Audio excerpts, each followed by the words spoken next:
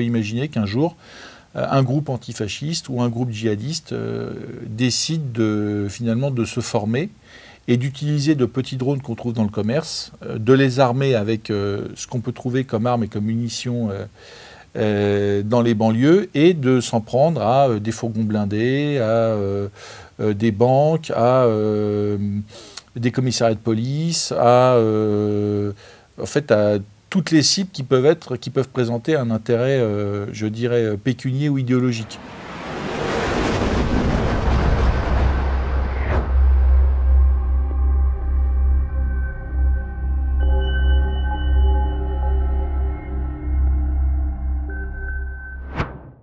Bonjour Charles.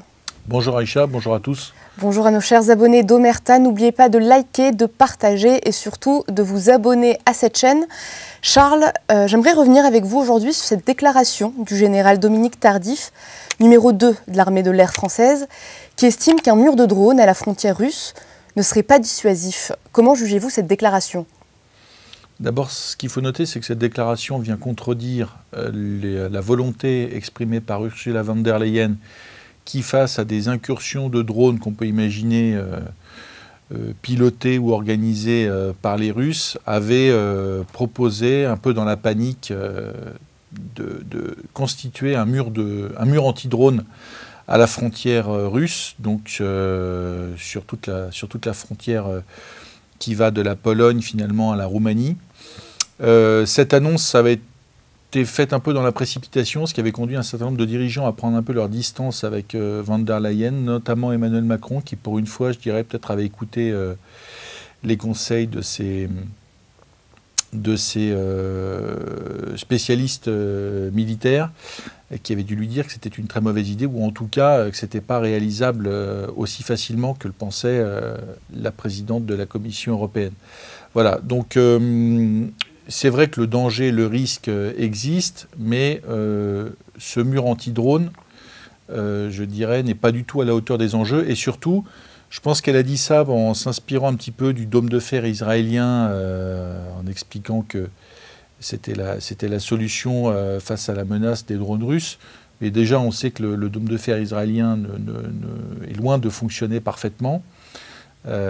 Pour preuve, les missiles iraniens qui ont très largement percé le dôme de fer cet été. Et puis deuxièmement, je pense qu'elle ne comprend pas la menace liée aux drones sur l'Europe.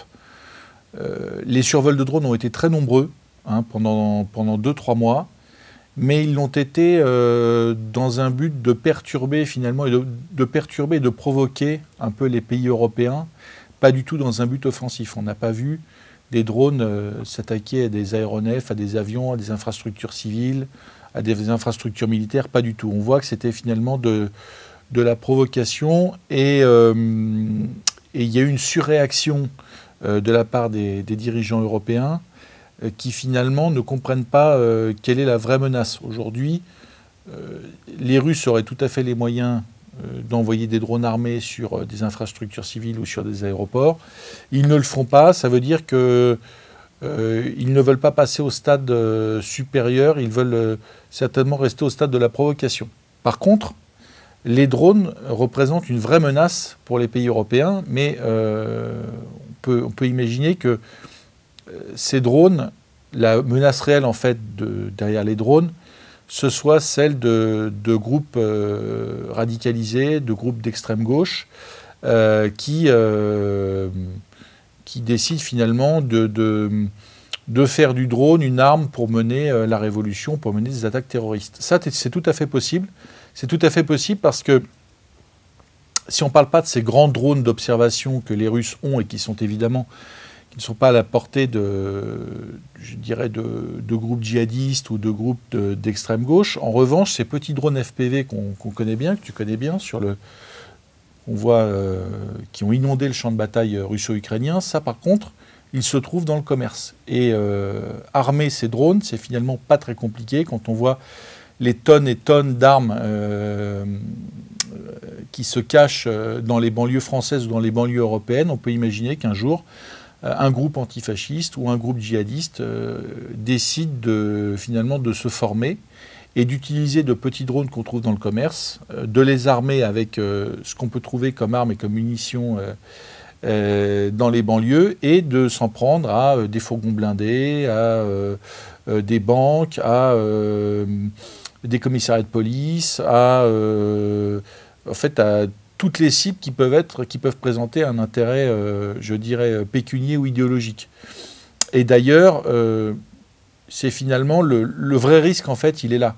Le vrai risque, c'est que cette situation de bordel généralisé que connaissent les pays d'Europe occidentale, on le voit en ce moment à Marseille, en France, avec ces exécutions en pleine rue, en plein jour, ou ces braquages de fourgons ou de bureaux de la poste, etc.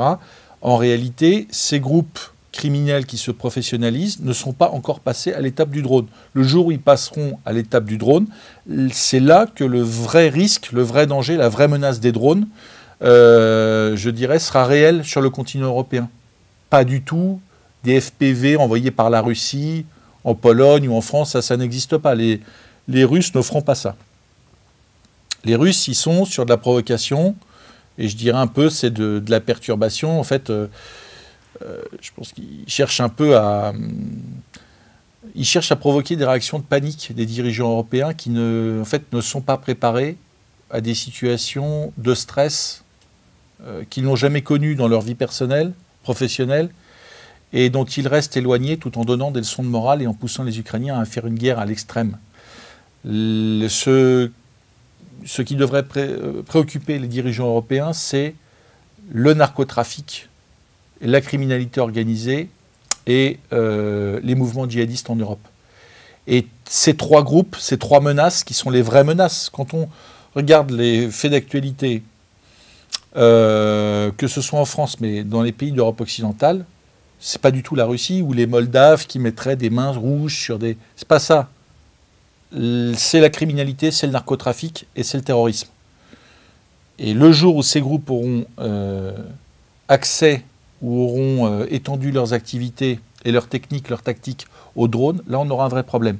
Et là, ce ne sera pas le mur de drones qui pourra aider ce sera pas le mur de drones à la frontière russe qui pourra aider les Européens. Ce sera des mesures, je dirais, pays par pays, sachant qu'évidemment, il est très difficile sur ces petits drones FPV, et c'est une vraie menace en fait, il ne faut pas du tout minimiser la menace, mais c'est très difficile en fait de les intercepter et d'avoir des réponses adaptées, parce que quand vous êtes en Ukraine et que vous interceptez des drones FPV, vous les faites tomber, je dirais que les Ukrainiens acceptent les dégâts des retombées de ces drones au sol, ou des missiles antiaériens ou des munitions antiaériennes qui abattent ou qui n'abattent pas ces drones et qui retombent sur le sol ukrainien. Souvent, il y a des maisons qui sont détruites, il y a des immeubles qui sont impactés, etc. Parfois, il y a des morts, il y a des véhicules aussi qui se prennent des déchets, des débris de ces drones qui retombent. Mais imaginez ça en France, en Allemagne ou en Italie, c'est très compliqué. Quand vous abattez un drone, de toute façon, vous faites courir un danger, un risque pour les infrastructures ou les gens qui sont sur Terre.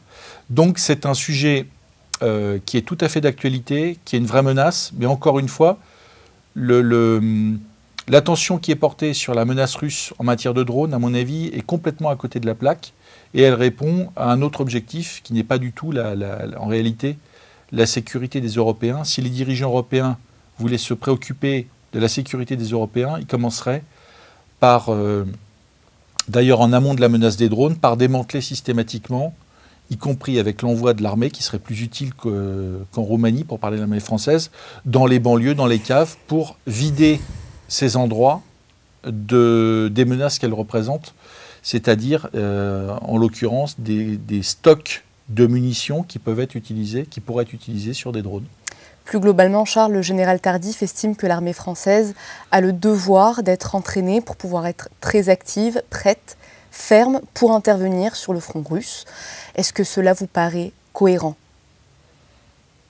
Encore une fois, je crois que l'armée française devrait être prête et entraînée à intervenir dans les banlieues et sur le sol français, ou en Nouvelle-Calédonie par exemple. Là, on a vraiment des risques, des menaces et des morts tous les jours. De toute façon, que ce soit, je dirais, sur le bouclier anti-drone, le général Tardif fait preuve d'honnêteté.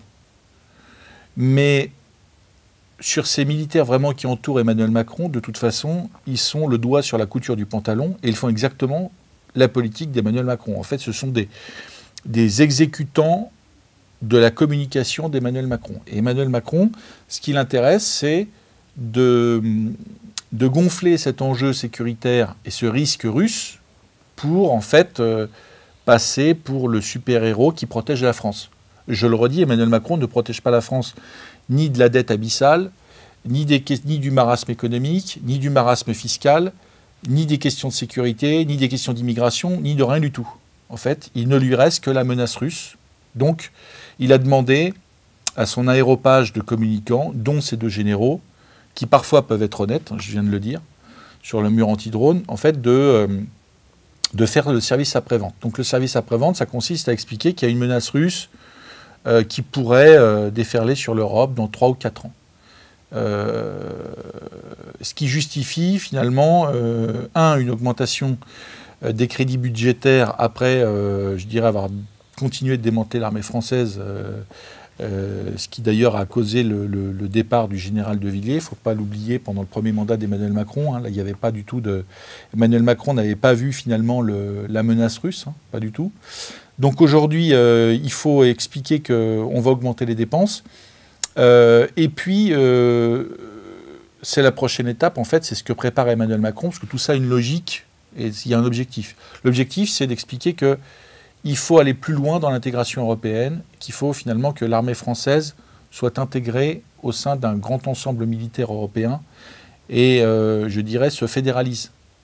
C'est le projet d'Europe de la Défense, c'est le projet de la grande agence de renseignement européenne que veut faire aussi Emmanuel Macron et que veut faire Ursula von der Leyen. Donc pour vendre en fait toujours moins de souveraineté et toujours plus de fédéralisme européen, il faut une bonne raison. Et la bonne raison, c'est d'inquiéter les Français en disant que les Russes vont déferler sur l'Europe. Tu le sais puisque tu as été sur le terrain en Ukraine à de nombreuses reprises, même si les Russes voulaient déferler en Europe, ce qui, à mon avis, n'est pas du tout dans leur projet, parce que je crois qu'il serait plus compliqué pour eux de gérer les villes européennes. On parle de Marseille. Je crois que les Russes n'ont pas du tout envie de mettre un pied à Marseille et de gérer ce qui se passe à Marseille. Mais vraiment pas du tout. Ou alors, s'ils le faisaient, c'est sûr que la situation serait réglée en 15 jours. Mais plus sérieusement, ce n'est pas du tout dans leur objectif. Leur objectif, c'est de terminer cette guerre en Ukraine, de mettre l'Ukraine à genoux, de désarmer l'Ukraine et d'humilier les Européens. Voilà. Et d'offrir une petite victoire à Donald Trump qui viendra tirer les oreilles de Volodymyr Zelensky pour l'empêcher finalement de perdre l'intégralité de son territoire. Ce qui veut dire quoi? Ce qui veut dire que ça demande beaucoup de ressources aux Russes. Les Russes payent le prix des sanctions occidentales. Les Russes payent le prix de cette guerre. C'est un vrai coût financier pour les Russes, même s'ils sont soutenus par beaucoup de pays. Cette guerre, c'est quand même un certain nombre de sacrifices pour l'économie russe, pour le peuple russe. Il y a des pertes qui sont quand même importantes, donc tout ça n'est pas sans conséquence. Ce qui veut dire qu'une fois que cette guerre en Ukraine sera terminée, l'armée russe n'aura pas les moyens de mener une guerre en Europe. Et même avec toute l'expérience acquise, je dirais que la menace russe sera inexistante sur l'Europe. Et ça, à moins d'être totalement crétins, les dirigeants européens le savent très bien. Ils savent très bien que jamais la Russie, notamment aussi parce qu'il y a la dissuasion nucléaire et que c'est tout à fait impossible, ni les États-Unis ni la France ne permettraient à la Russie d'envahir au-delà de l'Ukraine, que ce soit la Roumanie ou d'autres pays. En réalité, les dirigeants européens qui le savent, Emmanuel Macron qui le sait très bien, agite le spectre d'une invasion russe pour en fait annihiler toute contestation et en fait que la population inquiète, plus inquiète par la guerre en Russie que par la dette ou les problèmes de sécurité du quotidien, eh bien le suivent et acquiesce et exécute son bon vouloir. Et pendant ce temps-là, Charles, sur le front, les Russes avancent. Oui, les Russes avancent. D'ailleurs, on va mettre une carte. Et sur cette carte, on voit qu'effectivement, l'étau russe se resserre. La tactique russe étant finalement d'enfermer dans cette poche de Pokrovsk et de Mirnograd au moins 2 ou 3 brigades ukrainiennes qui aujourd'hui ne peuvent plus sortir, pour ensuite les détruire ou faire des milliers de prisonniers. L'objectif des Russes, c'est, dans cette opération, il est militaire parce que, je le redis, ils veulent détruire l'armée ukrainienne, mais il est aussi politique, parce que d'ailleurs on le voit sur les plateaux mainstream, il y a une panique qui commence à se propager dans les commentateurs de cette guerre, parce qu'après avoir expliqué que l'armée russe grignotait et que tout ça était ridicule et risible, et en expliquant que ces villes de Pokrovsk et de Bakhmout, d'ailleurs, il y a 2 ans, ne servaient à rien et que c'était des erreurs tactiques russes, en fait, aujourd'hui, ces gens-là ont compris un peu tard qu'ils allaient se prendre le retour du boomerang communicationnel russe en pleine figure. Une fois que les images de ces 2 villes qui auront été prises seront diffusées, avec les matériels ukrainiens détruits, les morts ukrainiens, les prisonniers ukrainiens par centaines, eh bien ce sera une victoire des Russes, non seulement qui humiliera les Européens, évidemment, parce que ça montrera simplement que tout le soutien et tout l'argent versé à l'Ukraine, dont une partie part dans les poches des dirigeants ukrainiens, comme l'ont montré les récentes affaires de corruption, eh bien ça ne sert à rien parce que ça n'empêche pas les Russes d'avancer. Et ça montrera à Donald Trump, je dirais ça, donnera l'occasion à Donald Trump aussi, je dirais, de venir tirer un peu l'oreille de Volodymyr Zelensky, parce que quand on nous explique à grands coups de propagande et d'images trafiquées que l'armée russe est détruite systématiquement par l'armée ukrainienne, en réalité c'est faux. Oui, les Russes ont des pertes, mais les Russes continuent à avancer méthodiquement. Et la tactique russe, c'est d'ailleurs très bien adapté à cette nouvelle guerre, notamment à cette nouvelle guerre des drones. Et la période dans laquelle on est, avec ces conditions météorologiques, en fait, on est entre l'automne et l'hiver. C'est une période extrêmement propice aux Russes pour avancer, parce que les conditions météorologiques rendent l'emploi des drones plus difficile, y compris d'ailleurs pour les Russes. Mais en ce moment, les Russes, la priorité des Russes, c'est pas tellement l'utilisation des drones, c'est surtout d'envoyer dans Pokrovsk et dans Mirnograd, d'infiltrer de petites unités, de petits groupes de combat qui vont pouvoir déloger les Ukrainiens ou augmenter la pression et refermer la poche. Ce qui va permettre ensuite d'attendre, j'allais dire entre guillemets tranquillement, que les Ukrainiens se rendent, puisque quand cette poche aura été scellée, eh bien, l'approvisionnement sera impossible. Il est déjà très compliqué, mais il sera impossible pour les Ukrainiens. Et comme à Mariupol, la reddition ou la mort seront les 2 seules options. Les Ukrainiens ne pourront plus sortir de ces 2 poches. Et ce que ça va vouloir dire aussi, c'est que la stratégie et la tactique du général Syrski, qui est de tenir systématiquement pour qu'en fait Volodymyr Zelensky, lorsqu'il fait ses tournées européennes, n'ait que des victoires ou n'ait que des éléments rassurants à donner aux Européens en disant les Russes n'avancent pas, nous tenons toutes les villes, etc., ça ne pourra plus tenir. C'est-à-dire que Volodymyr Zelensky va être obligé d'assumer la perte non seulement de 2 villes, et de 2 villes en fait qui sont géographiquement importantes puisqu'elles ouvrent les plaines qui descendent jusqu'au Dniepr, jusqu'à Dnipropetrovsk à l'ouest, et elles ouvrent la voie d'attaque vers le nord, vers Kramatorsk et Slaviansk. Et ça, Volodymyr Zelensky va être obligé à un moment de l'expliquer. Voilà. Donc, ce qui est intéressant, c'est la panique sur les plateaux de télévision et la gymnastique, l'opération de gymnastique intellectuelle, communicationnelle, pour Zelensky, pour les Ukrainiens et leur soutien ici, pour expliquer que les images de ces soldats ukrainiens, de ces morts ukrainiens, de ces 2 villes qui vont tomber, finalement, ne sont pas si importantes que ça. Je pense que ça va être...